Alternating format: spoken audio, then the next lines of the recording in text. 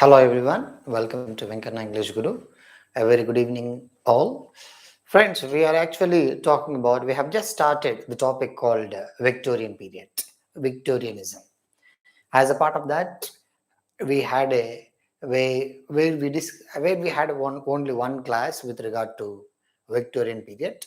Today we are going to talk about Victorianism and the features of literature that is composed during 1832 to 1901. So friends, let us have a kind of recapitulation before we go into the topic. The period from 1832 to 1901, this is considered to be the Victorian period. This is also called the greatest age of English fiction, English novel. And during this period, Alfred Lord Tennyson dominated. Hence, this is also called the age of Tennyson. And why 1832? The first reform bill and was passed in the Britain Parliament. And the period from 1837 to 1901, that is considered with the reign of Queen Victoria, where she ruled, where she was the queen from 1837 to 1901. This period, which is also can be considered early Victorian, mid Victorian, and late Victorian, or pre-Raphaelite aestheticism decadence. And we also discussed during this period, a lot of literature was about, because during this period, literature was written by middle class, for the middle class, of the middle class. Hence, literature dealt with the problems of middle class, like social problems, economical problems, so religious problems, intellectual issues and problems of the people. And the literature was also about the narrow-mindedness of the people, sexual priggishness, sexual ignorance, and social responsibility. So literature was all about these issues. And the notable important poets, Alfred Tennyson, Robert Browning, Matthew Arnold, James Hopkins, D.G. Rossetti, Krishna Rossetti, Elizabeth Barrett Browning, and the popular poets and popular novelists, Charlotte Bronte, Emily Bronte, Anne Bronte, Charles Dickens, W.M. Thackeray, Samuel Butler, and you can see George Meredith, Oscar Wilde, Thomas Hardy, and Elizabeth Gaskell. So very popular, and this is the greatest age with regard to English fiction. And you could find plenty of important novels that were composed during this period. You could find social novels, realistic novels, and you can also find out an aesthetic literature, decadence literature, like that. And the popular important essayists, Thomas Carlyle, John Ruskin, Matthew Arnold, Walter Pater, and this is actually the greatest age where you could find three important literary movements: the pre-Raphaelite Brotherhood from 1832 to 1848, and aestheticism 1880 to 1890s, decadence 1890s to 1901. This is also the age of Reimer's Club, Irish dramatic theatre, social novel, or realistic novels. Like, there are plenty of discussions that took place during this period. And as we discussed, and one of the major important novelists of the time, Charles Dickens, and his first novel, Sketch of Boz. Yesterday I told you what is the popular quote. I remember the works of Charles Dickens, B. Ponabam DDBH Lagoyam. You need to know what is the first novel, Sketch of Boz. What is the autobiographical novel, David Copperfield. What is the unfinished novel, The Mysteries of Edwin Drood. What is the last novel? Like, there are plenty of bits. You must be careful enough. And Bronte sisters, and Charlotte Bronte, Emily Bronte, Anne Bronte, and George Eliot's the popular novel Middlemarch, and the popular Gothic novel Thomas Hardy, and Under the Greenwood Tree, first novel and the last novel Jude the Obscure. Several times these bits appeared as part of your examination. And Robert Browning, who invented a popular technique of popular a genre of literature, genre of poetry, that is dramatic monologue, and where he composed a number of dramatic monologues in his lifetime. And the popular collection Bells and Pomegranates, and where it is actually published in 8 volumes, and all the poems are examples for dramatic monologues, where he actually, and during this period, literature is all about love towards and his beloved Elizabeth Barrett Browning, Jim Hopkins, and one of the popular religious poets of the time. But his poetry was not recognized, was not published, and his poetry was published only after his death posthumously in 1918 by his friend Robert Bridges, who was the poet laureate of the time. And Algernon is a Swinburne, and the popular figure of aestheticism and decadence. And early poetry and the concept of mysticism, mystic poetry, and by W.B. Yeats and George Bernard Shaw, Oscar Wilde's drama, which is also popular during this period, where we had a discussion and with regard to that. Like our video because I'll be repeating this and I feel like I don't think you get bored when I repeat this for a couple of seconds. Like our video and share our video to your friends who are and seriously preparing for certain examinations, because they do not have any chance to read and look for certain materials, and during this COVID pandemic, and it's a Herculean task for the people to come out of their houses and when they are seriously preparing for. And you are lucky enough because I'm not just talking these aspects with regard to the academics. I'm talking these perspectives with regard to the competitive examinations. As a person who succeeded in different competitive examinations, both in academics and at the same time in competitive world, because talking about a topic for for the examination for the academics is different. Talking about or teaching the subject for your competitive world is entirely different. There are very less number of people who can talk about the ideas and with regard to the competitive world, and I am recognized by many of the people, and many of my students were and succeeded in different examinations and became junior lecturers, degree lecturers, polytechnic lecturers, qualified net more than, and 3 to 400 students have qualified UGC-NET so far, and nearly you could find more than 500 students for the past 9 years who have qualified set, net, JL, DL examinations, and it's only because of my perspective towards my teaching.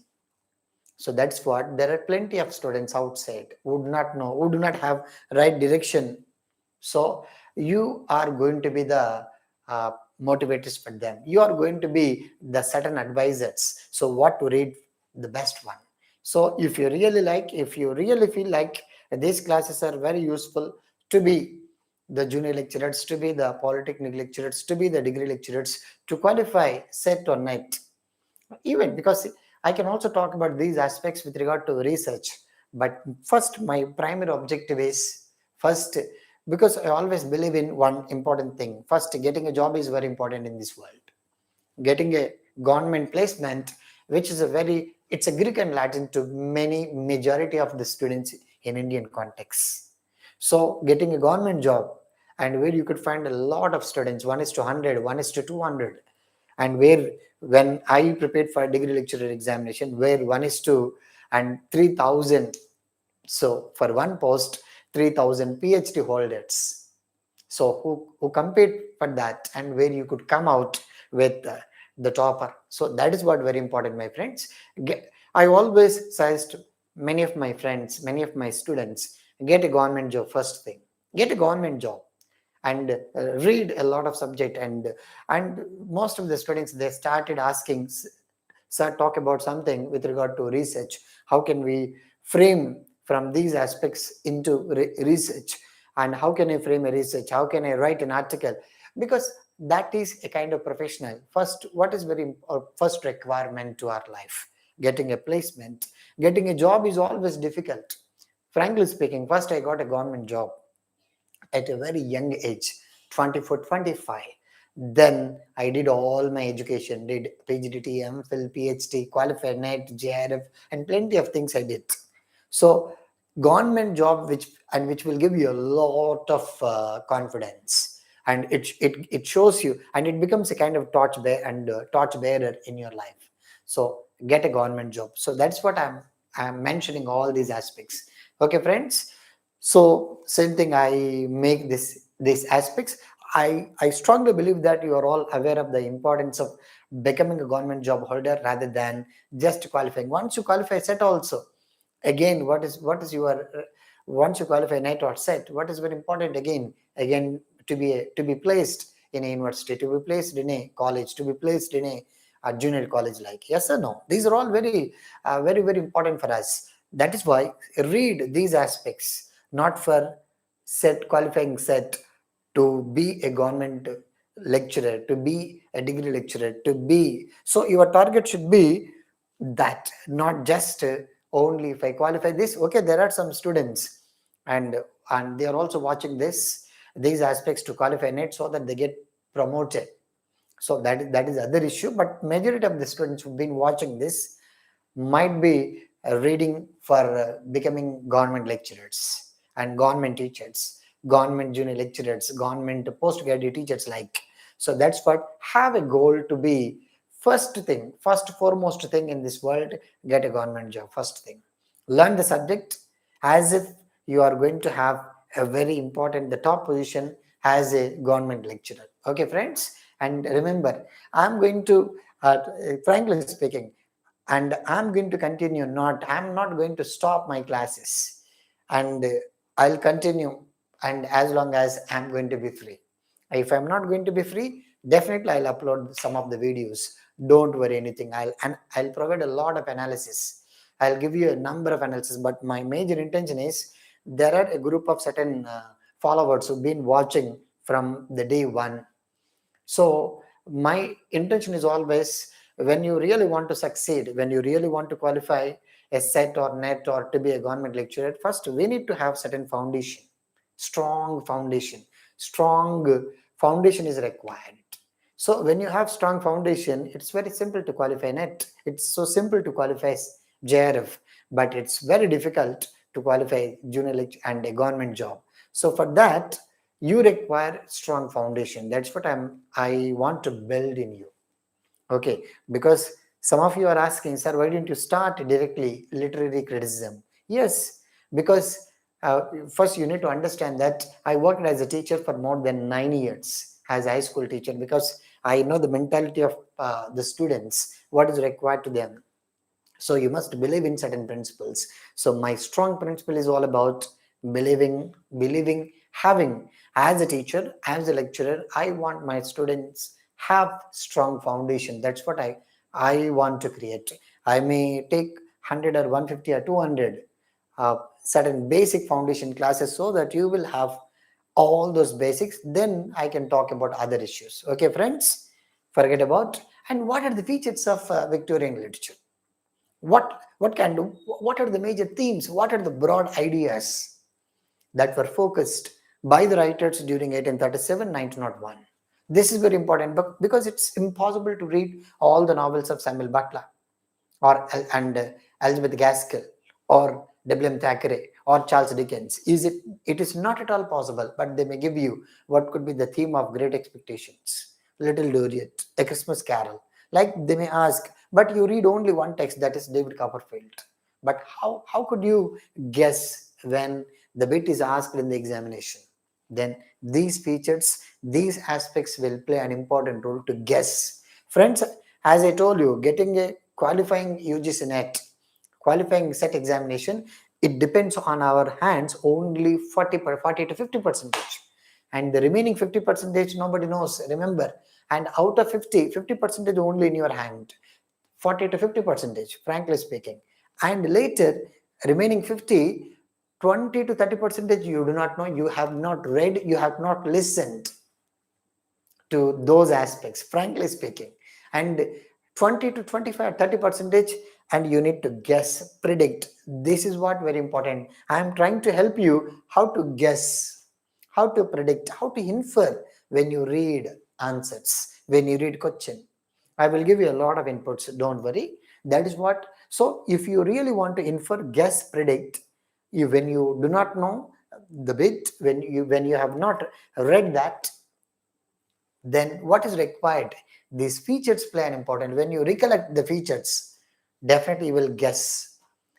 Okay, see. So what are the features of literature? It was a time of rapid economic and social changes. All the novels that are composed by Charles Dickens, social problems. W.M. Thackeray, social problems. And Elizabeth Barrett Browning, social problems. And Oscar Wilde, social problems. Thomas Hardy spoke about a number of social problems. And the Bronte sisters, Charles Bronte, Emily Bronte, Anna Bronte, exposed the social problems of women, social problems in general, and specifically women rights. So economic and social changes, how the Poor Law Act destroyed the conditions of the plight of the poor people and the middle class people, how the Poor Law Act and created helped rich becoming richer and poor becoming poorer. That is what you read. And leading industrial power. Literature was greatly influenced by industrial power, the development of engine, steam engine, and factories, and the working classes, working class people and their problems, working arts and their problems, and the developments of various tools and that are used, and that also became a part of writing literature. Next, a mood of nationalistic pride and optimism. So, literature was also about nationalistic pride. For example, the poetry composed by Alfred Tennyson, and where he did not write anything against the Victorian government, because as he was a part of the government, as he was the official poet laureate. But what did he do? And he wrote literature about talking about the nationalistic pride and optimistic kind of aspects, how industrial power destroyed human relationships, and he wanted to expose the kind of optimistic view and through literature. Next, social stresses and confusions, and how what were the major social tensions of the time and the confusions of the time, and widespread anxiety about the ability of the nation individual to cope socially, politically, and psychologically with the cumulative problems of the age. When you are surrounded by not just one problem, you are lucky enough because you have only one problem. What is that problem? Because you want to just clear net, that's it. You want to just clear set, that's it. This is the only problem that you have. This is the only problem that you have, friends. But you could see a lot of people have a lot of social problems, cultural problems, economic problems, religious problems, or gender related issues, psychological problems. But though they stand alone and they fight against all of them. So the study of literature provides an opportunity to control how you can control your emotions. And when you have a number of problems in your life, that's what you can read when you read the literature of Robert Browning. When you read the literature of Alfred Tennyson, never married, but had a number of problems. You can see the writings of Oscar Wilde and the writings of you can see Charlie Bronte, Emily Bronte, or Anne Bronte, and how they were exploited by the society, culturally, socially, economically, by the family. And you could see how and what made them and what inspired them and controlling and all these aspects, all these problems, so that you could read. So here, that's what I told you yesterday, my friends. When you read a novel, you should not read only from one perspective. So for example, when you take a novel Ivanhoe, you need to look at the novel from the perspective of history. So you can say that this is historical novel. But here, from Victorian period onwards, you should have the idea of looking at the novel from individual perspective. What made the writer to write this? Individual. What made the writer? And is there any connection between the novel and the society? Social problems. Is there any connection between the novel and the culture of the writer? Cultural issues. Is there any connection between the writer and the psychology of the writer and the psychology of the character, or the psychology of the gender, or the male or female? So it is not just uh, only, you should not have only one perspective to look at. You need to have multiple views, multiple aspects. You need to look at the novel. So Middlemarch, you need to look from the perspective of society and culture and the nation and the gender and the feminism, all these issues simultaneously, not just only at one particular aspects. That's what. So reading literature of reading the novels of Victorian period, which is always complex, where you are required to use multiple narratives, multiple perspectives, so that you can interpret the novel in a better way. You can interpret the text. You can see a popular writer called Elizabeth Barrett Browning, very rich lady, and what made her to talk about child labor, women's rights? Because she is already rich. She had everything to lead her life. But what made her come out from her family and leaving all the riches? And what made her think of the social problems and cultural problems?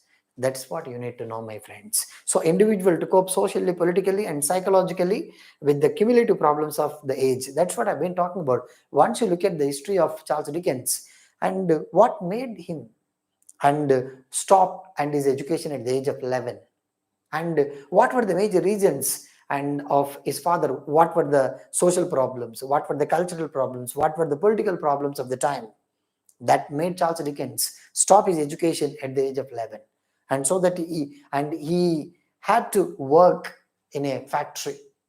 And you need to have all these aspects, my friend, so that you can read. And he talks about juvenile, and he talks about children as and in prison. And England was the first nation to exploit the technological possibilities of the steam power. So steam power and steel. So steam power, that is nothing but train.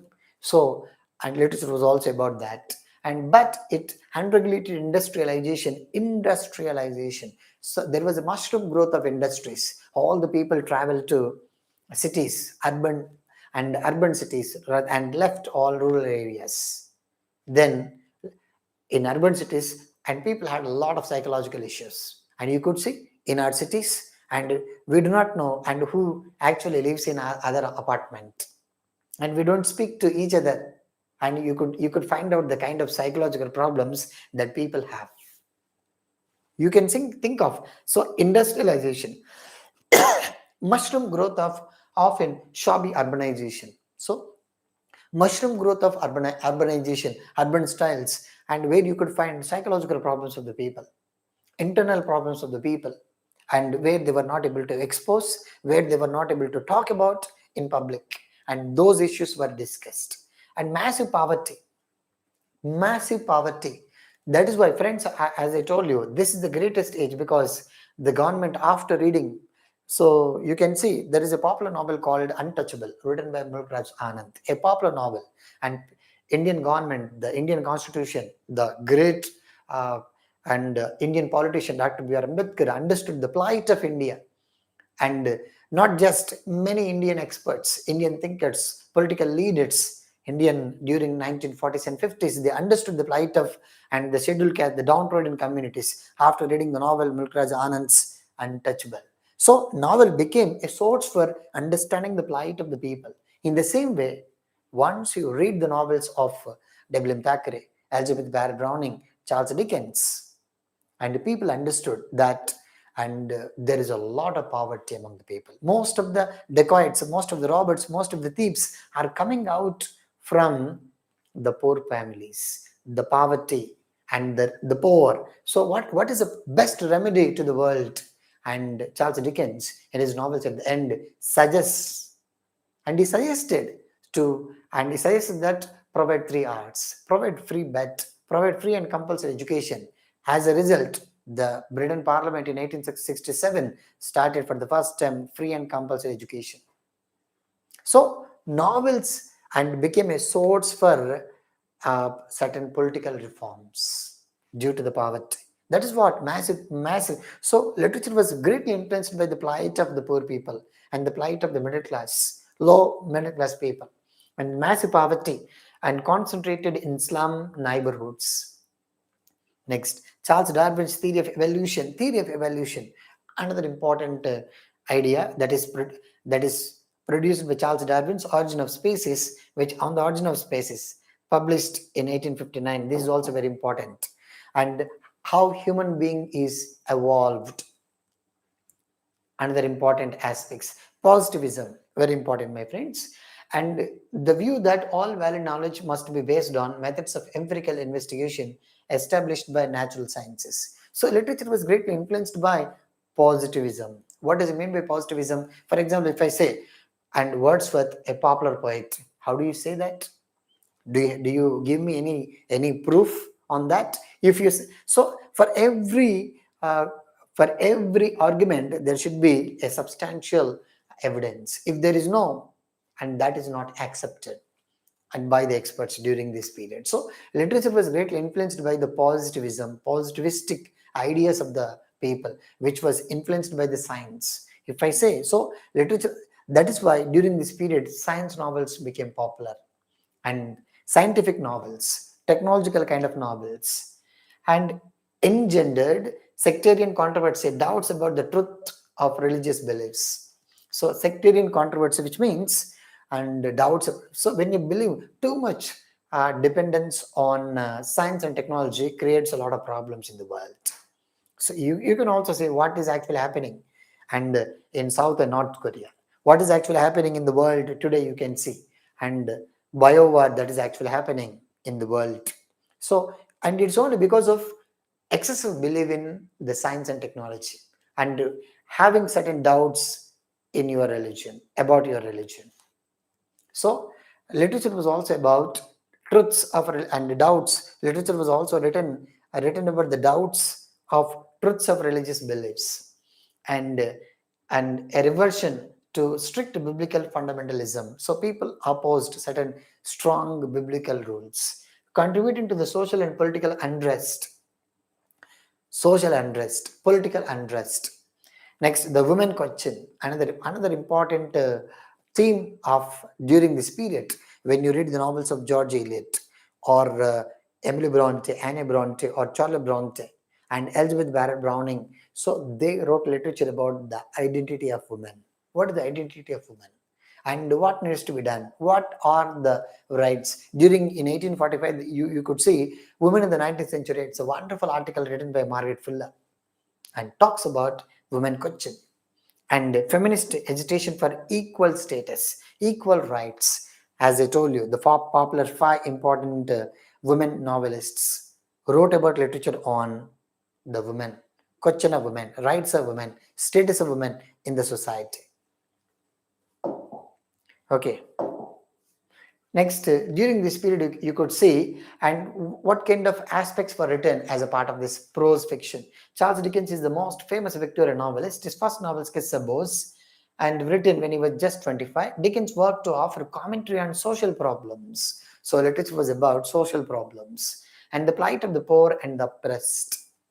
You could see, not just sketch of Bose, not just sketch of Bose. When you read Oliver Twist, when you read David Copperfield, you could find the same social commentary, plight of the poor people, oppressed or downtrodden communities, what is required to them, and what needs to be addressed to those aspects. His most important works, Oliver Twist, Christmas Carol, David Copperfield, Little Warrior, Great Expectation, Nicholas Nickleby, Dombey and Son, Blake House, A Tale of Two Cities, the popular historical novel. Next, there is a gradual trend in his fiction towards darker themes, which mirrors a tendency in much of the writings of the 19th century. So, once you read the novels of Charles Dickens and a school dropout novelist, and how he could write and more than 16 novels, and where his novels and dealt with the comments on society, comments on the politics, and comments on the public, the government. So where he spoke about the darker themes and the ideas which were neglected by the people, neglected by the government. You could see what is actually happening in Indian context. And if there are some bad things that are happening in a country or in a society, which means there is no proper education, proper awareness, social or cultural awareness at the younger level. That could be the major reason for having certain dangerous anti-social, anti-religious, anti-cultural issues. If that take place in a country or in a society, which means that the education background is not going to be proper. So William Thackeray was Dickens' greatest rival, very, very important. Joseph Addison, and his rival was Alfred Tennyson. Okay, sorry, not Alfred, Alexander Pope during neoclassical period. In the same way, Lord Byron, Robert Southey. So both were rivals. In the same way, William Thackeray and Charles Dickens, both were rivals. And one wrote literature to make comment on the other. First half of our Queen Victoria's reign, and he also tended to depict a more middle class society than Dickens did. So William Thackeray's literature was also about middle class problems, middle class issues, social problems, cultural problems. Next, he is best known for his novel Vanity Fair, subtitled A Novel Without a Hero, and a historical novel in which recent history is depicted. And Wuthering Heights, a very, very popular Gothic novel, my friends. Composed by Gothic romance, Emily's only work is an example of Gothic romanticism. and from women's point of view, which examines class, myth, and gender. See, so it's a Gothic novel, but talks about women, talks about women, talks about the class, myth, and gender.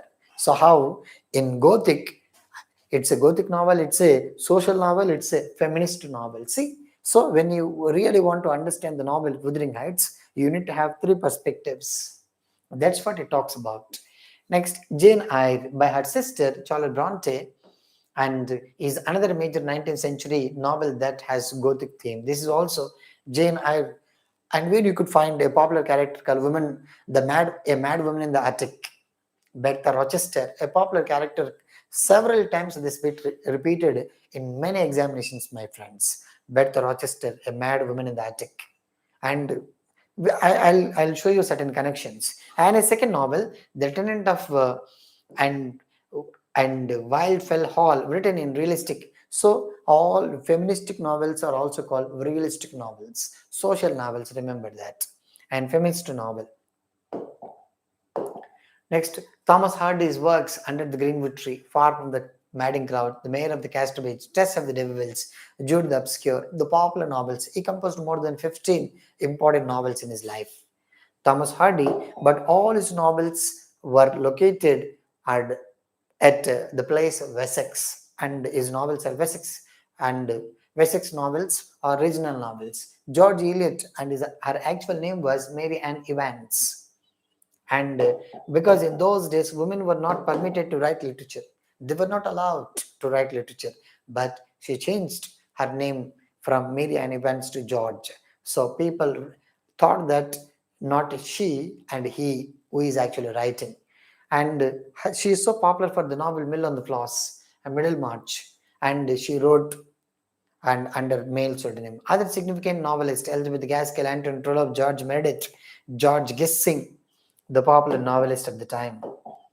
And you could also see poetry. What kind of poetry was actually composed? What were the major features of the time?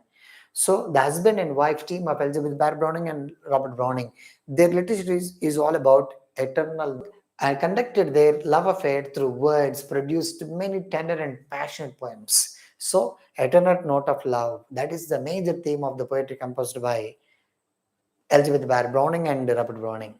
And Matthew Arnold, Jim Hopkins, Matthew Arnold's poetry. And Matthew Arnold is the greatest poet who composed many pastoral elegies. Hence, he is called the Virgil of English. The English Virgil is actually called. In classical literature, Virgil composed a number of pastoral elegies. In the same way, scholar Gypsy. Once you read Tiresias, there are plenty of pastoral elegies composed by Matthew Arnold.